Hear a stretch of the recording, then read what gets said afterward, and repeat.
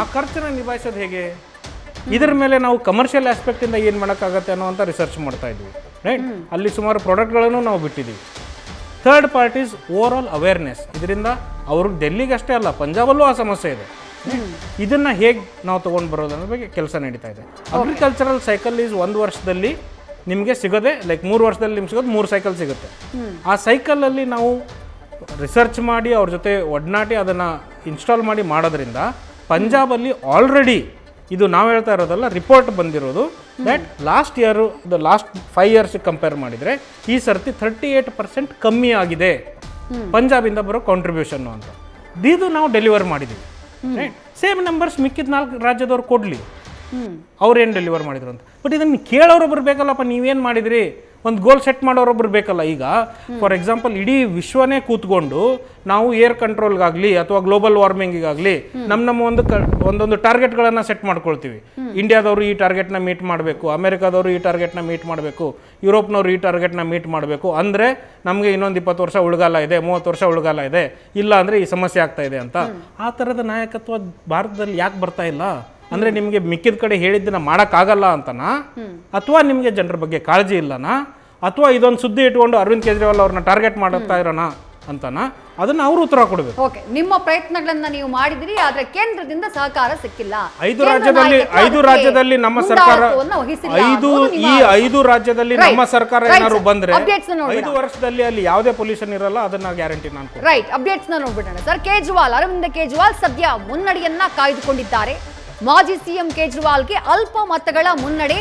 ನವದೆಹಲಿ ಕ್ಷೇತ್ರದಿಂದ 343 ಮತಗಳಿಂದ ಮುನ್ನಡೆಯನ್ನ ಕಾಯ್ದುಕೊಳ್ಳುವಲ್ಲಿ ಸಕ್ಸಸ್ ಆಗಿದ್ದಾರೆ ಅರವಿಂದ್ ಕೇಜ್ರಿವಾಲ್.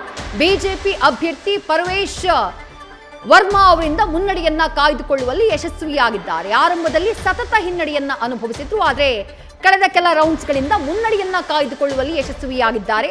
343 ಮತಗಳಿಂದ ನವದೆಹಲಿ ವಿಧಾನಸಭಾ ಕ್ಷೇತ್ರದಲ್ಲಿ ಮುನ್ನಡೆ ಕಾಯ್ದುಕೊಳ್ಳುವಲ್ಲಿ ಮಾಜಿ ಸಿಎಂ ಆಮ್ ಆದ್ಮಿ ಪಕ್ಷದ ಸಾರಥಿ ಅರವಿಂದ್ ಕೇಜ್ರಿವಾಲ್ ಯಶಸ್ವಿಯಾಗಿದ್ದಾರೆ. ಜೊತೆಗೆ ಬದಲಾಗ್ತಾ ಇರುವಂತಹ ನಂಬರ್ಸ್ಗಳನ್ನ ಕೂಡ ನಾವು ಗಮನಿಸಬೇಕು. 70 ವಿಧಾನಸಭಾ ಕ್ಷೇತ್ರಗಳ ಟ್ರೆಂಡ್ ಗೊತ್ತಾಗ್ತಾ ಇದೆ. ನಂಬರ್ಸ್ ಹಾವು ಏಣಿ ಆಟ ಮುಂದುವರೆದಿದೆ. ದೆಹಲಿ ವಿಧಾನಸಭಾ ಚುನಾವಣೆಯ ಫಲಿತಾಂಶದಲ್ಲಿ 19ಕ್ಕೆ ಹೋಗಿತ್ತು ಆಮ್ ಆದ್ಮಿ ಪಕ್ಷದ ಮುನ್ನಡೆಯ ನಂಬರ್, ಆದ್ರೆ ಈಗ ಬರೋಬ್ಬರಿ 31 ಕ್ಷೇತ್ರದಲ್ಲಿ ಮುನ್ನಡೆಯನ್ನ ಕಾಯ್ದುಕೊಂಡಿದ್ದಾರೆ.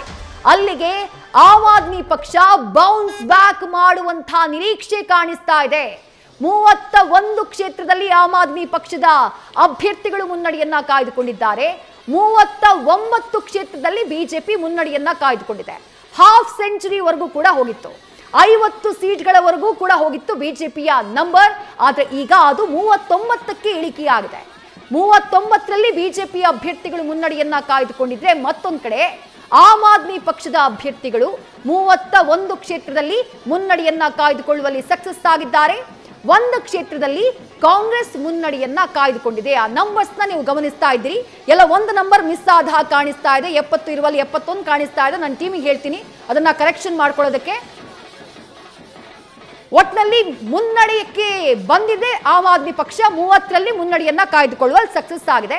ಸಂಗಮೇಶ್ ಸರ್, ನೀವು ಹೇಳ್ತಾ ಇದ್ರಿ, ಅವರೊಂದಿಷ್ಟು ರೀಸನ್ಗಳನ್ನ ಕೊಡ್ತಾ ಇದ್ರು. ನಮ್ಮ ಪ್ರಯತ್ನ ಅಂತೂ ಆಗಿದೆ. ಏರ್ ಕ್ವಾಲಿಟಿ ವಿಚಾರವನ್ನ ನಾವೇನು ಕಡೆಗಣನೆ ಮಾಡಿಲ್ಲ. ನಮ್ಮಿಂದ, ನಮ್ಮ ಸರ್ಕಾರದಿಂದ ಅಥವಾ ಪಂಜಾಬ್ನಲ್ಲಿರುವಂತಹ ಆಪ್ ಸರ್ಕಾರದಿಂದ ಎಷ್ಟು ಪ್ರಯತ್ನಗಳನ್ನ ಮಾಡಲಾಗುತ್ತೋ ಅಷ್ಟು ಪ್ರಯತ್ನಗಳನ್ನ ನಾವು ಮಾಡಿದೀವಿ. ನಮ್ಮ ಕಮಿಟ್ಮೆಂಟ್ ಮೇಲೆ ನಾವು ನಿಂತಿದ್ದೀವಿ ಅನ್ನುವಂಥ ಮಾತನ್ನ ಬಸವರಾಜ್ ಅವರು ಹೇಳ್ತಾ ಇದ್ರು. ಬಟ್ ಯಮುನಾ ನದಿ ವಿಚಾರದಲ್ಲಿ ಅದಾಯ್ತಾ ಅನ್ನುವಂಥದ್ದು ಪ್ರಶ್ನೆ. ನೋಡಿ, ಒಂದು ಫಸ್ಟ್ ಅವ್ರು ಹೇಳಿರತಕ್ಕಂಥದ್ದು ಯಾರನ್ನು ನ್ಯಾಚುರಲ್ ಆಗಿ ಸರ್ಕಾರ 10 ವರ್ಷ ಸರ್ಕಾರ ಅಲ್ಲಿ ಆಡಳಿತ ಮಾಡಿರುವಂಥದ್ದು, 2-3 ಟರ್ಮ್ ಆಡಳಿತ ಮಾಡಿರುವಂಥದ್ದು. ಅಲ್ಲಿಯ ವೋಟರ್ಸ್, ಅಲ್ಲಿಯ ಜನ ನ್ಯಾಚುರಲ್ ಆಗಿ ಸರ್ಕಾರಕ್ಕೆ ಕೇಳ್ತಾರೆ. ಕೇವಲ ಪ್ರಯತ್ನ ಸಾಲದು. 10 ವರ್ಷದಲ್ಲಿ ನಾವು ಪ್ರಯತ್ನ ಮಾಡ್ತಾ ಇದೀವಿ ಸಾಲದು. ಅದಕ್ಕೆ ಲಾಜಿಕಲ್ ಎಂಡ್, ಒಂದು ಸೊಲ್ಯೂಷನ್ ಕೊಡುವಂಥ ನಿಟ್ಟಿನಲ್ಲಿ ಒಂದಿಷ್ಟು ಪ್ರಾಮಾಣಿಕ ಪ್ರಯತ್ನ ಆಗಿದೆಯಾ ಅನ್ನೋದು ಒಂದು ಜನ ಬಯಸುವಂಥದ್ದು. ಈಗ ಏರ್ ಕ್ವಾಲಿಟಿ ಅಲ್ಲಿ ಹಾಳಾಗಿರೋದಕ್ಕೆ ಅಲ್ಲಿಯ ನೆರೆಯ ಪಂಜಾಬ್ ಸರ್ಕಾರ, ಅಲ್ಲೂ ಕೂಡ ಆಪ್ನದೇ ಸರ್ಕಾರ. ನೀವು ಕೇವಲ ನಾವು ಎಕ್ಸ್ಪೆರಿಮೆಂಟ್ ಮಾಡಿದ್ದೀವಿ ಹೌ ಲಾಂಗ್ ಅಂದರೆ ಅದಕ್ಕೆ 10 ವರ್ಷ ಬೇಕಾ, 15 ವರ್ಷ ಬೇಕಾ? ಅದಕ್ಕೊಂದು ಲಾಜಿಕಲ್ ಎಂಡ್, ಕೇಂದ್ರದಿಂದ ಈಗ 7 ಸಂಸದರನ್ನ ಕೊಟ್ಟಿದ್ದಾರೆ ಅಂತ ಅಂದಮೇಲೆ ಕೇಂದ್ರ ಸರ್ಕಾರದ ಬದ್ಧತೆ ಕೂಡ ಅದಕ್ಕೆ ಬರುತ್ತೆ. ಕೇಂದ್ರ ಸರ್ಕಾರ ಅದಕ್ಕೆ ಬದ್ಧತೆಯನ್ನ ತೋರಿಸಿಲ್ಲ, ಕಮಿಟ್ಮೆಂಟ್ ತೋರಿಸಿಲ್ಲ ಅನ್ನೋದು ಅವರ ಆರೋಪ. ನೋಡಿ, ಈಗ ಉದಾಹರಣೆಗೆ ಕರ್ನಾಟಕದಲ್ಲೂ ಕೂಡ ಸಿಎಂ ಅವರು ನಮ್ಮ ಕರ್ನಾಟಕಕ್ಕೆ ಏನು ಕೊಟ್ಟಿಲ್ಲ ಅನ್ನೋದು ಈ ಬ್ಲೇಮ್ ಮಾಡೋದು ಬಿಟ್ಟು ಒಂದಿಷ್ಟು ಫೀಲ್ಡ್ಗೆ ಇಳಿದು ಕೆಲಸ ಮಾಡುವಂಥದ್ದು ಆಗಬೇಕು. ಆಗ ಒಂದಿಷ್ಟು ಏನಾದ್ರು ಕೇಂದ್ರ ಸರ್ಕಾರದ ಜೊತೆ ಕೈ ಜೋಡಿಸಿ ಏನಾದ್ರು ಒಂದಿಷ್ಟು ಮಾಡ್ಬೋದಿತ್ತು. ಆದರೆ ಅರವಿಂದ್ ಕೇಜ್ರಿವಾಲ್ ಕೇವಲ ದಿನ ಬೆಳಗ್ಗೆ ಆದರೆ ಇಲ್ಲಿ ನಮಗೆ ಸೆಂಟ್ರಲ್ ಅವರು ವಿರೋಧ ಇದೆ ಬರೀ ಇದನ್ನೇ ಬ್ಲೇಮ್ ಗೇಮ್. ಇಲ್ಲೂ ಕೂಡ ಕರ್ನಾಟಕದಲ್ಲೂ ಅದೇ ಆಗ್ತಾ ಇದೆ. ಅದು ಬಹಳ ಒಳ್ಳೇದಲ್ಲ. ಅದು ಇವು ಎಷ್ಟು ಈಗ ಕೇಂದ್ರ ಸರ್ಕಾರದಲ್ಲಿ ಬಿಜೆಪಿ ಇದು ಮೂರನೇ ಸಾರಿ ಮಾಡ್ತೀನಿ ಸರ್. ಕಾಂಗ್ರೆಸ್ನದ್ದು ಒಂದು ಅಪ್ಡೇಟ್ ಸಿಗ್ತಾ ಇದೆ. ಒಂದು ಕ್ಷೇತ್ರದಲ್ಲಿ ಮುನ್ನಡೆಯನ್ನ ಕಾಯ್ದುಕೊಂಡಿದ್ರು, ಈಗ ಆ ಒಂದು ಕ್ಷೇತ್ರವನ್ನು ಕೂಡ ಕಳ್ಕೊಂಡ ಹಾಗೆ ಕಾಣಿಸ್ತಾ ಇದೆ. ಈ ಬಾರಿಯೂ ಕೂಡ ಮತ್ತೆ ಶೂನ್ಯ ಸಾಧನೆಯ ಹಾಗಾದ್ರೆ ಕಾಂಗ್ರೆಸ್ನದ್ದು ಸದ್ಯಕ್ಕೆ ಹಾಗನ್ನಿಸ್ತಾ ಇದೆ. 10 ಕಾಲ ಆಯ್ತು ಕಾಂಗ್ರೆಸ್ ಒಂದು ಕ್ಷೇತ್ರದಲ್ಲಿ ಆರಂಭದಿಂದಾನು ಕೂಡ ಮುನ್ನಡೆಯನ್ನ ಕಾಯ್ದುಕೊಂಡಿತ್ತು. ಆದ್ರೆ ಈಗ ಮತ್ತೆ ಶೂನ್ಯಕ್ಕೆ ಬಂದಿದೆ ಕಾಂಗ್ರೆಸ್ ಪಕ್ಷ. 2015ರಲ್ಲಿ 2020ರಲ್ಲಿ ಕಾಂಗ್ರೆಸ್ನ ಸಾಧನೆ ಏನಿದೆಯೋ ಶೂನ್ಯ ಸಾಧನೆ, ಅದೇ ಸಾಧನೆ ಈ ಬಾರಿಯೂ ಕೂಡ ಮುಂದುವರಿಯುವ ಹಾಗೆ ಕಾಣಿಸ್ತಾ ಇದೆ. ಸಲೀಂ ಅಹಮದ್ ಅವರು ಕಾಂಗ್ರೆಸ್ನ ಮುಖ್ಯ ಸಚೇತಕರು ಆಗ್ಲೇ ಮಾತನಾಡ್ತಾ ಇದ್ರು, ನಮಗೆ 8 ಕ್ಷೇತ್ರಗಳಲ್ಲಿ ಗೆಲ್ಲುವಂತಹ ವಿಶ್ವಾಸ ಇದೆ, ಮುಂದಿನ ಬಾರಿ ಚುನಾವಣೆಯಲ್ಲಿ ನಾವೇ ಅಧಿಕಾರಕ್ಕೆ ಬರ್ತೀವಿ ಅಂತ ಹೇಳ್ತಾ ಇದ್ರು. ಬಟ್ ಈ ಬಾರಿಯೂ ಕೂಡ ಬಹಳ ಕಳಪೆ ಸಾಧನೆ, ಶೂನ್ಯ ಸಾಧನೆಯೇ ಇಲ್ಲ ದೆಹಲಿನಲ್ಲಿ. ಸದ್ಯಕ್ಕೆ ಹಾಗನ್ನಿಸ್ತಾ ಇದೆ. ಈ ಸದ್ಯದ ಮುನ್ನಡೆಯನ್ನ ಗಮನಿಸ್ತಾ ಇದ್ರೆ ಮತ್ತೊಂದು ಕಡೆ 28 ಕ್ಷೇತ್ರದಲ್ಲಿ ಆಮ್ ಆದ್ಮಿ ಪಕ್ಷ 2 ಸಂಖ್ಯೆ ಮತ್ತೆ ಕಡಿಮೆಯಾಯಿತು. ಮತ್ತೊಂದು ಕಡೆ ಬಿಜೆಪಿ 42 ಕ್ಷೇತ್ರದಲ್ಲಿ ಮುನ್ನಡೆಯನ್ನ ಕಾಯ್ದುಕೊಂಡಿದೆ. ನಂಬರ್ಸ್ನ ಮತ್ತೆ ಹೆಚ್ಚು ಮಾಡಿಕೊಂಡಿದ್ದಾರೆ, 40ರ ಮಾರ್ಕ್ ಅನ್ನ ದಾಟ್ಬಿಟ್ಟಿದ್ದಾರೆ. ಮ್ಯಾಜಿಕ್ ನಂಬರ್ಗಿಂತ 8 ಕ್ಷೇತ್ರ ಹೆಚ್ಚುವರಿಯಾಗಿ ಮುನ್ನಡೆಯನ್ನ ಕಾಯ್ದುಕೊಳ್ಳುವಲ್ಲಿ ಬಿಜೆಪಿ ಸಕ್ಸಸ್ ಆಗಿದೆ ಹೇಳ್ತಾ ಇದೆ ಸಂಗಮೇಶ್ ಸರ್. ಯಮುನಾ ನದಿಯ ವಿಚಾರವನ್ನು ಪ್ರಸ್ತಾಪ ಮಾಡ್ತಾ ಇದ್ದಾರೆ. ನೀವು ಯಮುನಾ ನದಿ ಇರ್ಬೋದು, ಅದನ್ನ ಕ್ಲೀನ್ ಮಾಡ್ತೀವಿ ಅಂತೇಳಿ 2016ರಲ್ಲಿ ಅವರ ಅರವಿಂದ್ ಕೇಜ್ರಿವಾಲ್ 2016ರಲ್ಲಿ ಹೇಳಿದ್ರು. ನಾನು ಈ ಸರಿ ಈ ಬಾರಿ 16ರಲ್ಲೂ ಹೇಳಿದ್ರು, 20ರಲ್ಲೂ ಹೇಳಿದ್ರು ಯಮುನಾ ನದಿಯನ್ನು ನಾವು ಕ್ಲೀನ್ ಮಾಡ್ತೀವಿ ಅಂತೇಳಿ. ಬಟ್ ಇವತ್ತವರೆಗೂ ಏನಾರು ಆಗಿದೆಯಾ?